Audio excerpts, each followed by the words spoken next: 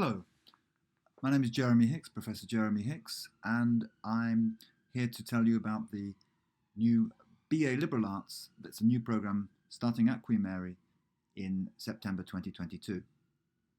So this video is a little bit of an overview of a whole number of aspects of the program. So first of all, I'm going to say, talk about what is liberal arts, talk about the interdisciplinary nature of the program, the structure, how it works, including the year one structure in particular.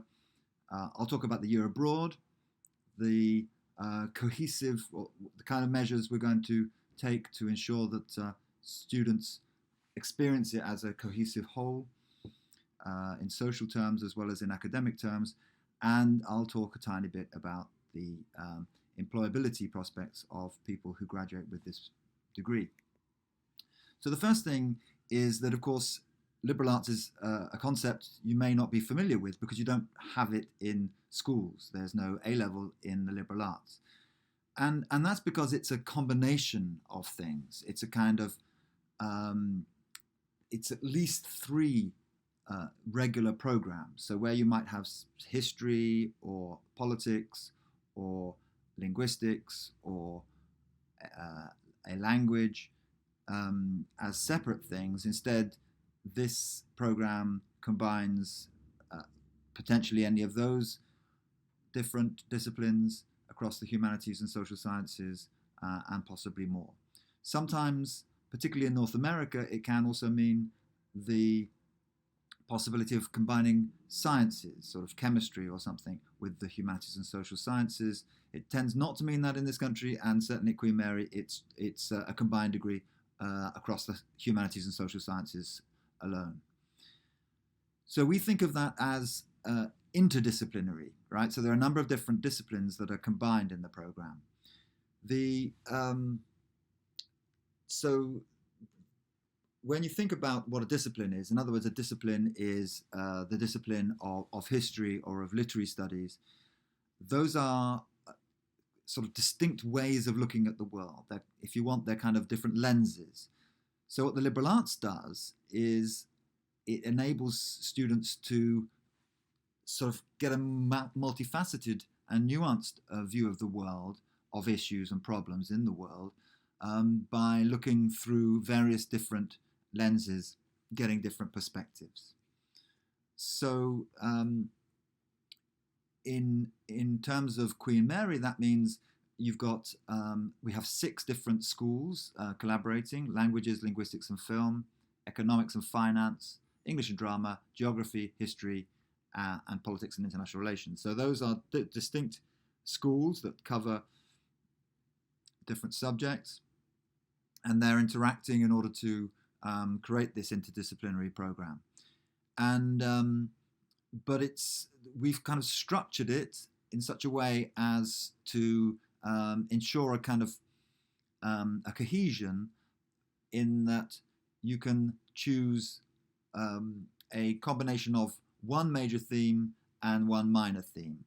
And so the different themes there are that we've created to structure your program are language and culture, global cultures, interactions, cities, societies and cities. And the idea is that you take modules belonging to those different major themes or minor themes, and you take them with one, majority of one becomes your major theme, and the other, you take fewer modules in that, and that becomes your minor theme. We're going to be creating other videos. You can find other videos on this site that give you the illustrations of how those interact. So, as I said, we've got 6 different schools delivering these 3 themes. We give this breadth of modules, so students tailor their studies, create a unique program. You all do a language in the first year, and anybody can do this language in the first year.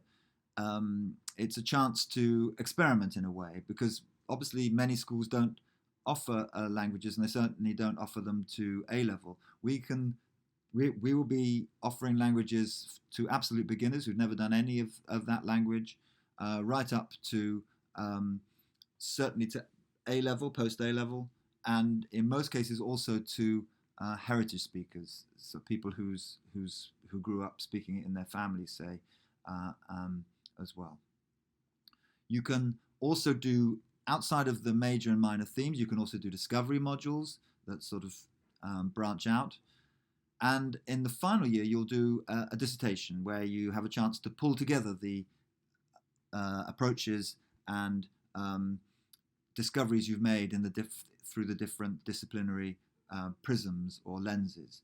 So, and that's where you really get the chance to make the program more than the sum of the parts, and make it truly interdisciplinary in that sense. So in your first year then, you do the language, as I was saying, at any level. You do a compulsory module. All liberal arts students do a module called Culture and Language. That also serves as an introduction to the language and culture theme, which can be taken as a major or a minor theme later. You also do 15 credits from the Global Cultures theme, 15 credits from Interactions, Societies and Cities theme, 15 credits from any of those three themes, a further 15 credits, and you take a discovery module. So you have an introduction in your first year to all of the major, all of the themes, and you decide at the end of your first year which will become your major theme and which will become your minor theme.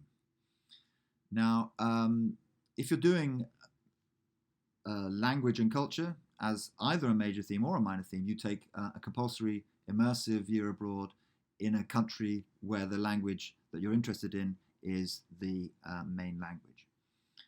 And whereas with the other two, if you're taking a combination of global cultures and interaction societies and cities, you can opt into a year abroad, which would obviously not be a language year abroad. It'd be a regular, like a study in English in another partner university. And you can also choose to do an industry placement. With all these, the interdisciplinary nature of this program means that students will often be taking modules across different schools, but the university is making an effort to ensure that students will feel part of what we call a cohort. So you will know the other students who are taking liberal arts with you, not just because you do some modules together every year, but also we will have a convener, we will have certain activities related to your student advisors, and some social activities to attempt to foster links between you. And finally, the degree is one that will make you highly employable. This flexible approach to the humanities is one that employers are interested in, and certainly, it gives you a sort of an ability to think through issues in a different way from a number of perspectives, and that in itself is a highly employable facet, because ultimately the world in which we live is a highly changeable one that will require you to be flexible throughout your working career. And that's my summary. So if you would like to find out more about the different themes, there will be 3 further videos on this site illustrating those themes. So thank you very much for listening.